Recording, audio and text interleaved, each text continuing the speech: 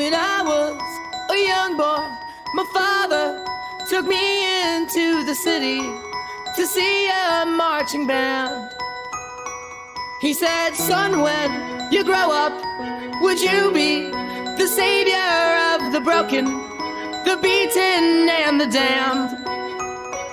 He said, will you defeat them, your demons, and all the non-believers, the plans that they have made?